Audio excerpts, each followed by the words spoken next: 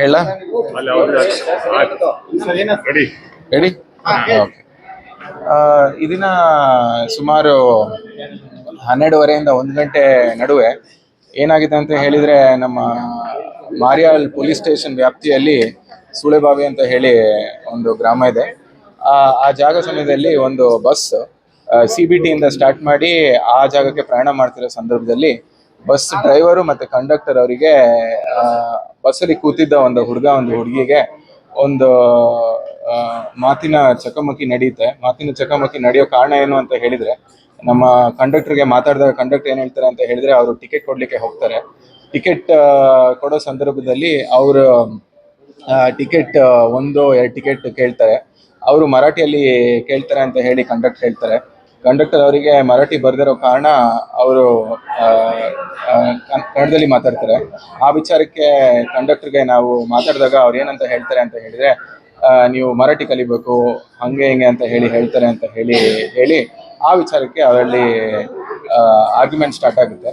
ಅಲ್ಲೇ ಇದ್ದಿದ್ದ ಯುವಕ ತನ್ನ ಫ್ರೆಂಡ್ಸಿಗೆ ಫೋನ್ ಮಾಡ್ತಾರೆ ಅಂತ ಹೇಳ್ತಾರೆ. ಅಲ್ಲಿಂದ ಬಂದಿದ್ದೊಂದು 2 ಬೈಕಲ್ಲಿ ಬಂದಿದ್ದೊಂದು 4-5 ಜನ ಯುವಕರು ಸೇರಿ ಈ ಹುಡುಗ ಸೇರಿ ಆ ಕಂಡಕ್ಟರ್ಗೆ ಮತ್ತೆ ಡ್ರೈವರಿಗೆ ಹೊಡೆದಿರ್ತಾರೆ. ಡ್ರೈವರ್ನ ಈ ಸಮಯದಲ್ಲಿ ನಮ್ಮ ಸಿವಿಲ್ ಹಾಸ್ಪಿಟಲ್ ಅಲ್ಲಿ ಇದು ನಮ್ಮ ಕಂಡಕ್ಟರ್ ಹೇಳೋ ಪ್ರಕಾರ ಈ ವಿಚಾರಕ್ಕೇನೆ ಆಗಿರೋದು ಅಂತ ಹೇಳ್ತಾರೆ.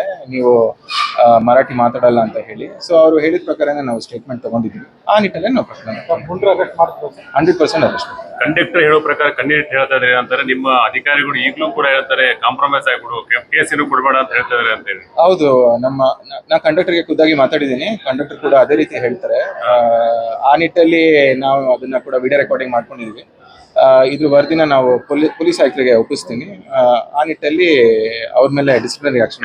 ಅಧಿಕಾರಿಗಳು ಈ ತರ ಹೇಳ್ತಾರೆ, ಅದನ್ನ ವಿಚಾರಣೆ ಮಾಡ್ಬೇಕಾಗುತ್ತೆ ಏನಕ್ಕೆ ಹಂಗೆ ಆಗಿದೆ ಅಂತ ಹೇಳಿ. ಈಗ ತಾನೇ ನಂಗೆ ವಿಚಾರ ತಿಳಿದು ಬಂದಿದ್ದು. ನಾ ಬಂದು ನನ್ನ ಮೊದಲನೇ ಆದ್ಯತೆ ಏನಾಗಿರುತ್ತೆ ಅಂತ ಹೇಳಿದ್ರೆ, ಇವ್ರಿಗೆ ನಾವು ಫಸ್ಟ್ ಅರೆಸ್ಟ್ ಮಾಡೋದು ಆದ್ಯತೆ ಆಗಿರುತ್ತೆ.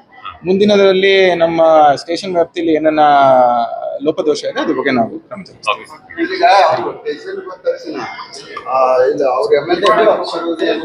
ಅದೇ ರೀತಿ ಹೇಳ್ತಾ ಇದ್ದಾರೆ.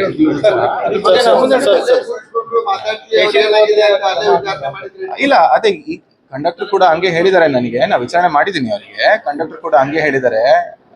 ಸೊ ಆ ನಿಟ್ಟಲ್ಲಿ ನಾವು ಪರಿಶೀಲನೆ ಮಾಡ್ತೀವಿ. ಅದ್ರ ಬಗ್ಗೆ ನಾನು ಪೊಲೀಸ್ ಆಯುಕ್ತರಿಗೂ ಕೂಡ ಗಮನಕ್ಕೆ ತಗೊಂಡ್ಬರ್ತೀನಿ. ಮತ್ತೆ ಡಿಸಿಪ್ಲಿನರಿ ಆಕ್ಷನ್ ಏನಿದೆಯೋ ಅದ್ರ ಮೇಲೆ ನಾವು